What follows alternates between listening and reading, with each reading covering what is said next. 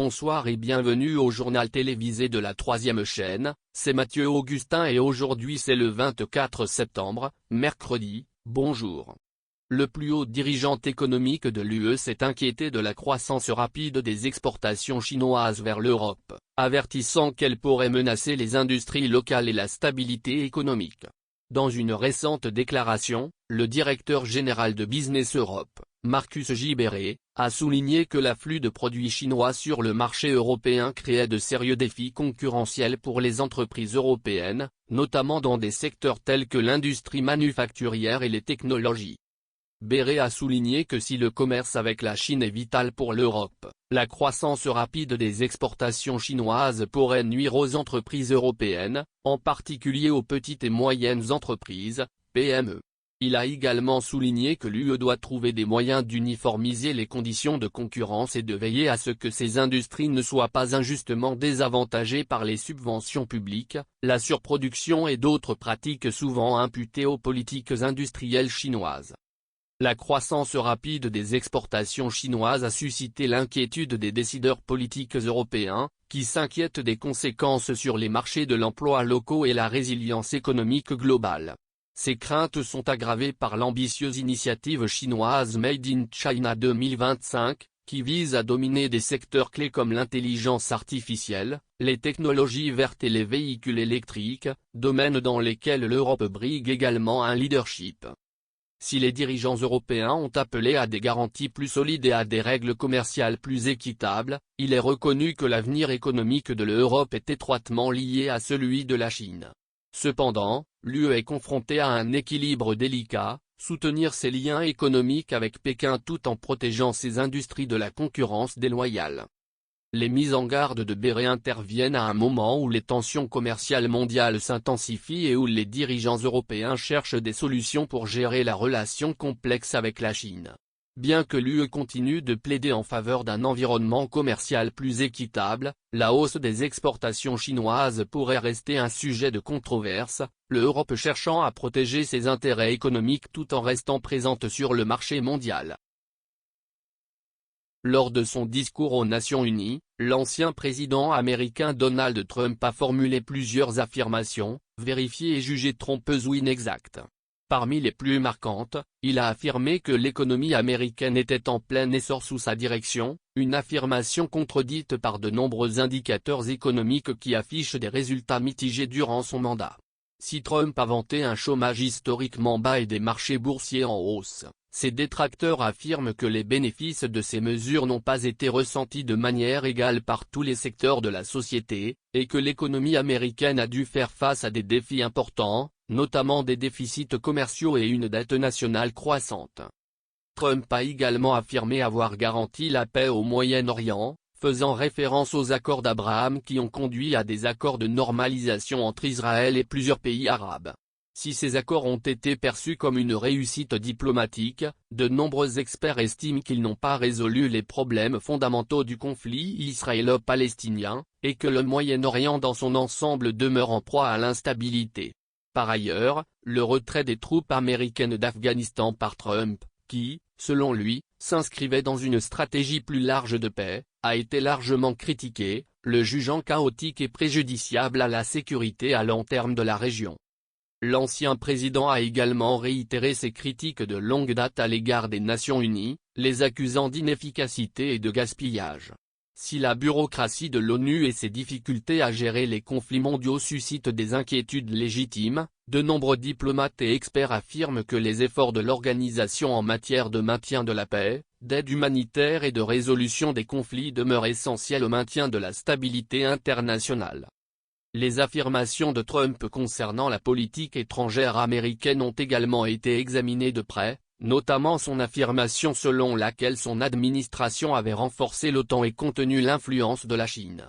En réalité, les relations de Trump avec l'OTAN étaient souvent conflictuelles, ses exigences d'augmentation des dépenses militaires des États membres étant source de tensions.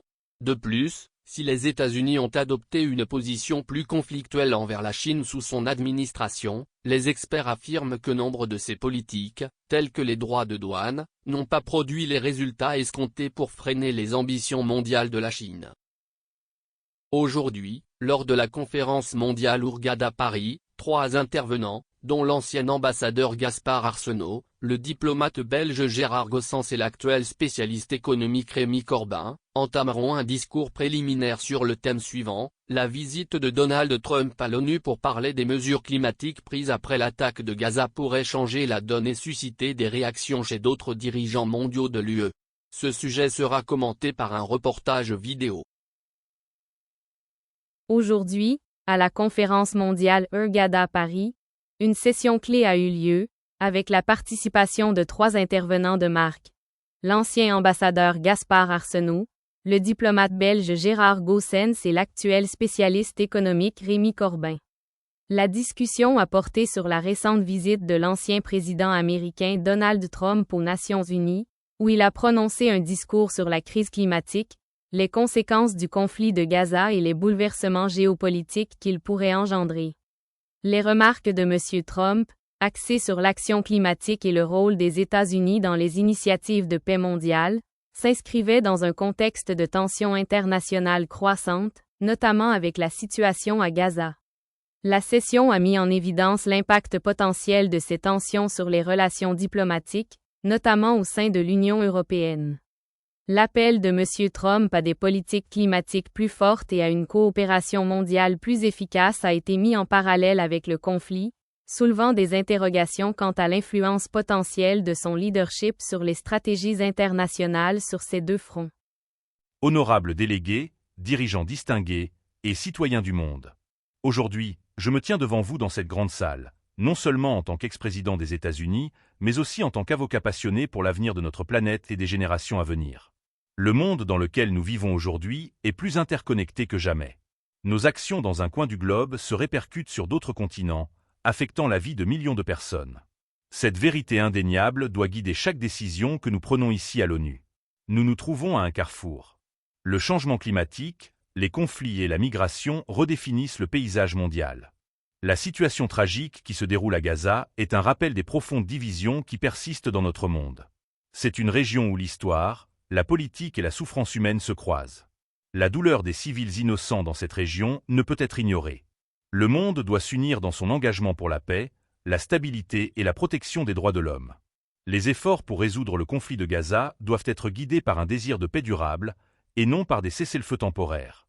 Mais, alors que nous faisons face aux défis des conflits, nous sommes également confrontés à l'urgence du changement climatique. Nous ne pouvons plus nous permettre d'ignorer les preuves scientifiques indéniables qui se trouvent devant nous. La planète se réchauffe et ses conséquences sont indéniables. Élévation du niveau de la mer, événements climatiques extrêmes et déplacements de populations entières. Ce ne sont pas des menaces lointaines. Elles sont ici, elles sont maintenant. Nous devons agir. Sous ma direction, les États-Unis ont pris des mesures importantes pour réduire les émissions, promouvoir l'énergie propre et investir dans de nouvelles technologies. Pourtant, nous ne pouvons pas faire cela seuls. La responsabilité incombe à chaque nation, chaque dirigeant et chaque citoyen de faire leur part pour assurer un avenir durable pour tous. Il est en notre pouvoir de changer la trajectoire de notre monde. Mais ce changement ne viendra pas de promesses vides ou d'accords qui manquent des mécanismes de mise en œuvre nécessaires. Nous avons besoin d'un cadre mondial, d'un effort unifié, où chaque nation est tenue responsable de ses contributions à l'action climatique. Les États-Unis sont prêts à travailler avec nos alliés, en particulier au sein de l'Union européenne, pour créer un impact réel et durable. Ensemble, nous pouvons fixer des objectifs ambitieux, investir dans les énergies renouvelables et promouvoir des pratiques durables qui garantiront un avenir plus sain pour les générations futures. Cependant, face à ces défis, nous devons également reconnaître la profonde question de la migration. Des millions de personnes sont déplacées chaque année à cause de la guerre, de la pauvreté et des catastrophes environnementales. L'Union européenne, ainsi que d'autres nations à travers le monde, ont accueilli les réfugiés à bras ouverts, mais le fardeau doit être partagé. La migration n'est pas seulement un problème européen, ni un problème américain, mais un défi mondial qui nécessite une réponse coordonnée. Nous devons veiller à ce que les bonnes solutions soient mises en place, à la fois pour protéger les droits des migrants et pour garantir la stabilité de nos nations. Cela signifie s'attaquer aux causes profondes de la migration, le conflit, la pauvreté et la dégradation environnementale, et fournir le soutien nécessaire pour reconstruire et stabiliser les régions affectées. À mesure que nous avançons, n'oublions pas les artefacts de notre passé. Les trésors de l'humanité, qu'ils soient sous forme d'art, de culture ou d'histoire, appartiennent à nous tous. Cependant, ces trésors sont souvent en danger en temps de conflit. La destruction du patrimoine culturel, que ce soit à Gaza, en Syrie ou dans toute autre zone de conflit, n'est pas seulement une perte pour une nation, mais pour toute l'humanité. Nous devons travailler ensemble pour préserver et protéger ces artefacts, en veillant à ce qu'ils ne soient pas perdus dans les sables du temps, mais qu'ils soient préservés pour les générations futures à admirer, apprendre et chérir. À ce moment critique de l'histoire, soyons guidés par un engagement commun pour la paix, la sécurité et l'avenir de notre planète. Allons au-delà des discours et travaillons ensemble de manière concrète et significative pour résoudre les problèmes qui nous touchent tous. Les États-Unis sont prêts à jouer leur rôle de leader dans cet effort mondial, mais nous ne pouvons pas le faire seuls. Nous avons besoin de la coopération, du soutien et de la détermination de chaque nation ici présente aujourd'hui. En conclusion, le monde fait face à des défis sans précédent. Pourtant, je reste optimiste. Optimiste parce que je sais que lorsque les nations du monde se rassemblent avec un but commun, nous pouvons accomplir des choses remarquables. Saisissons cette occasion, pour le bien de notre planète, de notre peuple et de notre avenir. Je vous remercie. Les intervenants ont approfondi les implications plus larges du discours de Trump, notamment sa position sur la protection des biens culturels, qui, selon lui, pourraient être menacés par l'instabilité géopolitique actuelle. Alors que l'Europe est déjà aux prises avec les répercussions des migrations, des conflits et du changement environnemental, la discussion s'est orientée vers la manière dont un paysage aussi complexe pourrait remodeler les politiques de l'UE. Capturée dans un reportage vidéo, la scène a mis en lumière l'analyse et le débat des experts, offrant un regard approfondi sur l'intersection entre le climat mondial, les conflits et les relations diplomatiques. Tandis que les intervenants abordaient ces questions urgentes, la session a offert de nouvelles perspectives sur la collaboration que les dirigeants mondiaux pourraient devoir envisager pour progresser dans un environnement mondial de plus en plus instable. Chaîne de télévision française, le jour de l'information. Déclaration d'Antonio Guterres, secrétaire général des Nations Unies, au Conseil de sécurité sur la situation au Moyen-Orient, y compris la question palestinienne. Le secrétaire général a déclaré qu'une paix juste et durable à Gaza ne se construira jamais par davantage de violence, soulignant qu'elle exige un engagement collectif envers la diplomatie, le droit international et la dignité de tous.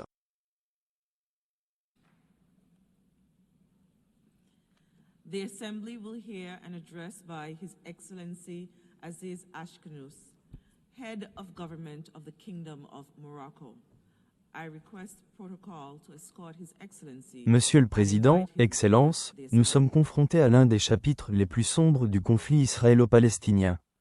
Près de 2 ans après les horribles attentats terroristes du Hamas du 7 octobre et la riposte militaire israélienne dévastatrice qui a suivi, la violence n'a fait que s'intensifier dans tout le territoire palestinien occupé, faisant peser de graves menaces sur la paix et la sécurité régionale et mondiale.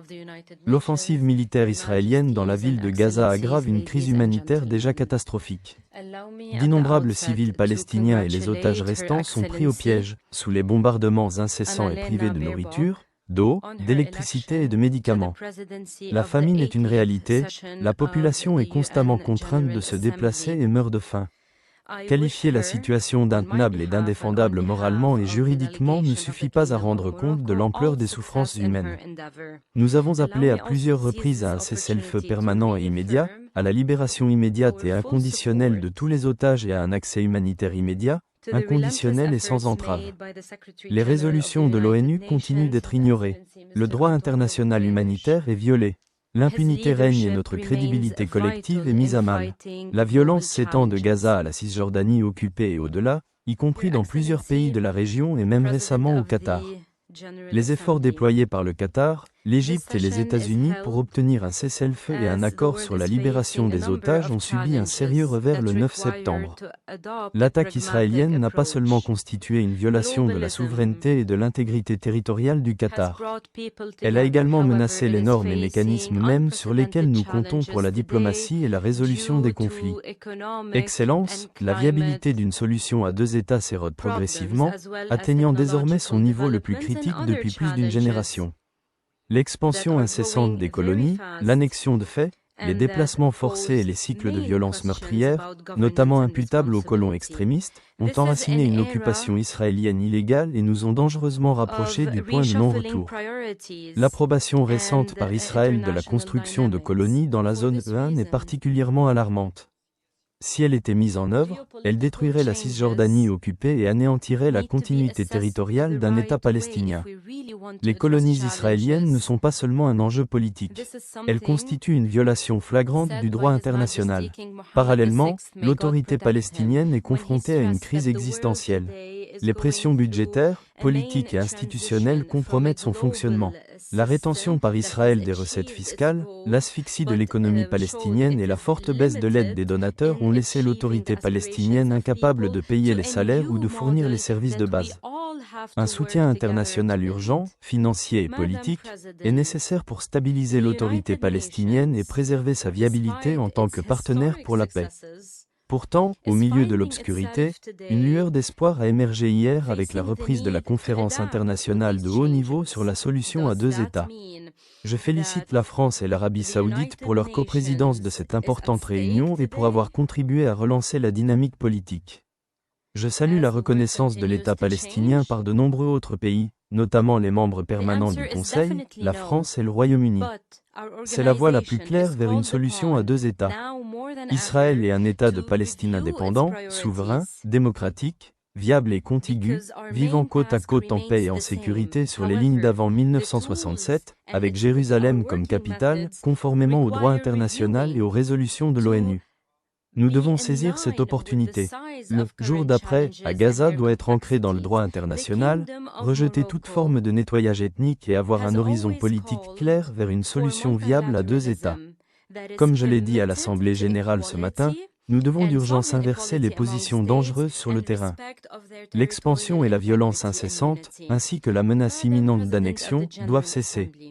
Les appels de la Cour internationale de justice doivent être entendus, notamment pour qu'Israël cesse immédiatement ses activités de colonisation et mette fin à sa présence illégale dans le territoire palestinien occupé. L'occupation illégale doit cesser, et nous devons soutenir les institutions palestiniennes, politiquement et financièrement, afin de mener à bien les réformes essentielles et d'assurer la stabilité budgétaire.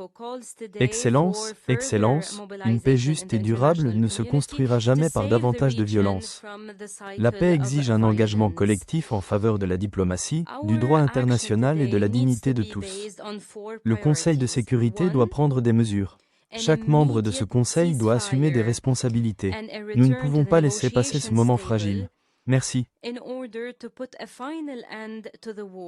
Two, ensuring the entry of humanitarian assistance to the Gaza Strip and the West Bank without any conditions and restrictions. 3, promote the vital role of the UNRWA. And 4, implement a clear and comprehensive roadmap for reconstruction. The roadmap that was adopted by the Arab Summit under the leadership of the Palestinian Authority. Dans un discours controversé, l'ancien président américain Donald Trump s'est adressé directement aux dirigeants européens, les accusant de ruiner leur pays en autorisant une migration massive. Lors d'un rassemblement à New York, M. Trump a exprimé sa ferme opposition à ce qu'il a qualifié d'immigration incontrôlée, affirmant qu'elle faisait peser un fardeau insoutenable sur les économies, la sécurité et l'identité culturelle européenne. Ces propos interviennent dans un contexte de débat en cours en Europe sur la gestion de l'afflux de réfugiés et de migrants, notamment en provenance de zones de conflit comme le Moyen-Orient et l'Afrique. Les propos de M. Trump, accueillis à la fois par des applaudissements et des condamnations, ont dressé un sombre tableau de l'avenir de l'Europe, avertissant que la poursuite des migrations entraînerait un effondrement social et économique.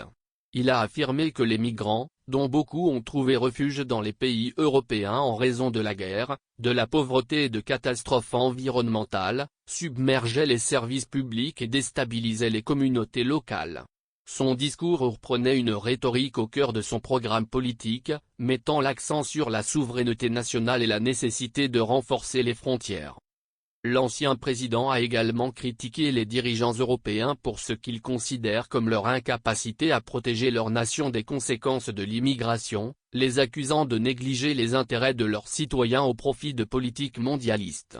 Les propos de Trump visaient les dirigeants de pays comme l'Allemagne, la France et la Suède, qui ont subi d'importantes réactions politiques négatives concernant leur politique migratoire. Il a soutenu que l'Europe devrait adopter une approche plus stricte en matière d'immigration, similaire aux politiques qu'il a mises en œuvre pendant sa présidence, notamment en renforçant les frontières et en réduisant les flux de demandeurs d'asile. Ce discours a suscité un vif débat en Europe, certains dirigeants partageant l'analyse de Trump, tandis que d'autres la rejettent catégoriquement. Ses détracteurs estiment que sa rhétorique simplifie à outrance une question complexe et ne reconnaît pas les obligations humanitaires des pays européens, notamment au regard des accords internationaux sur les droits des réfugiés. Alors que le débat sur l'immigration s'intensifie, les propos de Trump mettent en lumière le fossé grandissant entre les approches populistes et progressistes de la politique d'immigration en Occident. Lors d'une récente interview, l'ancien président américain Donald Trump a fait la une des journaux en abordant sa position sur l'autisme et les relations américano-cubaines, deux sujets qui ont suscité un débat politique important. Concernant l'autisme, Trump a insisté sur la nécessité de renforcer la recherche et les ressources pour les familles touchées. Il a tenu des propos controversés sur la prévalence croissante des diagnostics d'autisme, suggérant l'existence de facteurs environnementaux ou sociétaux, sans toutefois fournir de preuves concrètes à l'appui de ses affirmations. Ses détracteurs ont rapidement souligné que de telles déclarations pourraient alimenter la désinformation sur l'autisme, notamment en raison de l'absence de consensus scientifique sur les causes de cette maladie. Cependant, Trump a présenté sa position comme un soutien aux familles et un appel à une plus grande attention sur ce sujet. Concernant Cuba, les propos de Trump étaient tout aussi provocateurs, réaffirmant sa position intransigeante à l'égard du gouvernement cubain. Il a accusé le régime cubain de continuer à opprimer son peuple, promettant de maintenir les politiques strictes imposées par son administration à l'île, notamment les sanctions et les restrictions de voyage. Trump a soutenu que les États-Unis devaient adopter une approche plus ferme pour limiter l'influence des régimes communistes en Amérique latine, un sentiment qui a trouvé un écho auprès des électeurs cubano-américains radicaux, notamment en Floride. Il a également critiqué l'approche de l'administration Biden envers Cuba, suggérant que les politiques américaines actuelles étaient faibles et inefficaces face au gouvernement cubain. Les propos de Trump sur Cuba ont relancé le débat sur la politique étrangère américaine en Amérique latine, certains estimant que son approche risque d'aliéner des alliés potentiels dans la région, notamment alors que Cuba traverse des difficultés économiques persistantes et connaît un isolement diplomatique. Son appel à des mesures plus strictes contre le gouvernement cubain intervient alors que l'île est aux prises avec des troubles internes et des pressions internationales.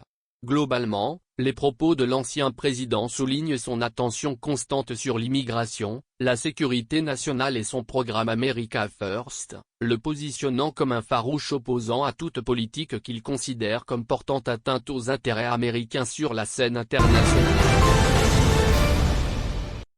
Lors d'un hommage émouvant et très attendu, la Ligue majeure de baseball, MLB, a rendu hommage à Matt Shaw et Charlie Kirk, deux figures emblématiques de l'histoire des Cubs, lors d'une cérémonie commémorative spéciale au Wrigley Field. Cet événement a marqué un moment poignant dans l'histoire du sport. Shaw et Kirk, tous deux appréciés pour leur contribution à l'héritage des Cubs, ont été commémorés non seulement pour leur prouesse sportive, mais aussi pour leur dévouement envers la communauté et l'esprit d'équipe. Matt Shaw, joueur exceptionnel reconnu pour sa frappe puissante et son leadership sur le terrain, est décédé plus tôt cette année, laissant un impact durable sur ses coéquipiers et ses supporters. De nombreuses stars de la MLB, anciennes et actuelles, ainsi que leurs proches, ont assisté à sa cérémonie commémorative, tous réunis pour célébrer son héritage. Les contributions de Shaw aux multiples participations des Cubs aux séries éliminatoires ont été soulignées par des discours émouvants, et ces moments mémorables sur le terrain ont été retransmis au public, rappelant à tous son immense talent et son rôle dans le succès de l'équipe.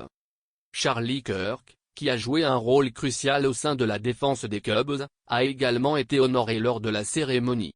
Admiré pour sa compréhension tactique du jeu et son calme, Kirk était considéré par les supporters comme l'un des joueurs les plus fiables et les plus constants de son époque. Son dévouement, sur le terrain comme en dehors, en a fait un favori des supporters des Cubs et un modèle pour les jeunes joueurs.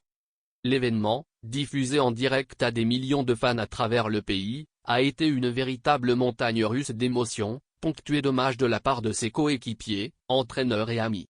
La direction des Cubs a également annoncé que Shaw et Kirk seraient immortalisés au temple de la renommée de l'équipe, garantissant ainsi que leur héritage ne soit jamais oublié par les futures générations de fans de baseball.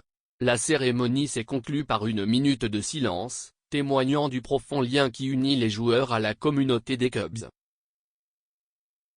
Rudy Johnson, ancien running back de la NFL et l'un des rushers les plus dynamiques de la ligue au milieu des années 2000, est décédé à l'âge de 45 ans. Johnson, surtout connu pour son passage chez les Bengals de Cincinnati, est décédé subitement, provoquant une onde de choc dans la communauté du football américain. La cause du décès n'a pas encore été révélée, mais les hommages ont afflué d'anciens coéquipiers, d'entraîneurs et de supporters, qui se souviennent de Johnson pour sa ténacité, son éthique de travail et ses contributions au football. Choisi par les Bengals au 3e tour de la draft NFL de 2001, Johnson est rapidement devenu la pièce maîtresse de leur attaque. Au cours de sa carrière exceptionnelle, il a accumulé plus de 6 000 yards à la course et marqué 55 touchdowns, s'imposant ainsi dans l'histoire des Bengals comme l'un des running backs les plus efficaces et les plus fiables de la franchise. Sa meilleure saison remonte à 2006, lorsqu'il a mené la NFL avec plus de 1400 yards à la course et 12 touchdowns, contribuant ainsi à propulser les Bengals en série éliminatoire. Son style offensif, sa capacité à briser les tacles et sa production constante ont fait de lui un favori des supporters de Cincinnati. Hors du terrain, Johnson était connu pour son humilité et son engagement communautaire. Il retournait souvent à Cincinnati pendant l'intersaison, où il collaborait avec des organisations de jeunesse locales et des œuvres caritatives. De nombreux joueurs et entraîneurs se souvenaient de Johnson non seulement pour ses qualités sur le terrain, mais aussi pour l'impact positif qu'il avait dans le vestiaire et au-delà. Après sa retraite du football américain en 2011, Johnson est resté relativement discret, tout en restant impliqué dans le sport à travers diverses actions communautaires et caritatives. Son décès a laissé un vide profond dans la famille de la NFL, et beaucoup ont exprimé leur tristesse et leur admiration pour cet ancien joueur qui avait tant donné à ce sport. Les Bengals, ainsi que de nombreux joueurs de la ligue, ont rendu un vibrant hommage à Johnson, soulignant à la fois ses qualités athlétiques et son caractère. Alors que les supporters et le monde du football pleurent sa disparition, l'héritage de Rudy Johnson est un héritage de persévérance, de dévouement et d'amour du jeu qui restera gravé dans la mémoire de tous ceux qui ont eu le privilège de le voir jouer.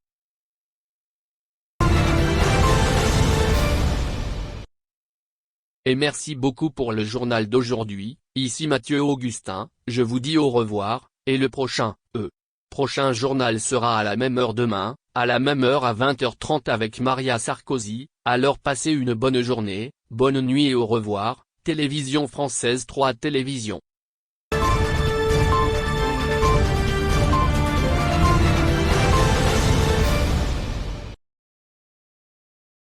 Le sponsor de l'exposition est MC Donald France. Le sponsor de l'exposition est Service de nettoyage Monsieur Propre.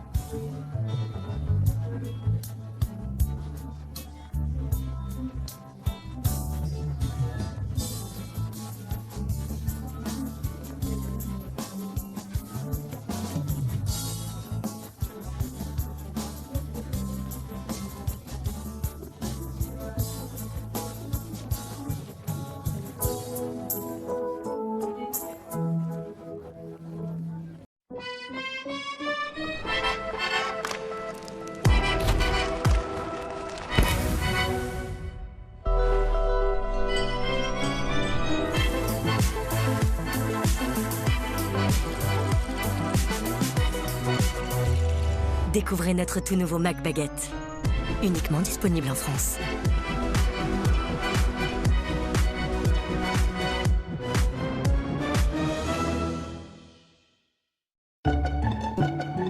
Vous avez l'impression que la graisse se répand partout dans votre cuisine? Eh bien, regardez de plus près, elle n'est pas seule. En réalité, la graisse forme un cocon protecteur qui permet aux bactéries de se développer rapidement. Nouveau Monsieur Propre, Flash Propreté. Dissout rapidement la graisse, tout en éliminant 99,9% des bactéries et le virus de la Covid-19. Pour des surfaces impeccablement propres et saines, tous les jours, sans effort. C'est ça, la propreté de Monsieur Propre. Monsieur Propre.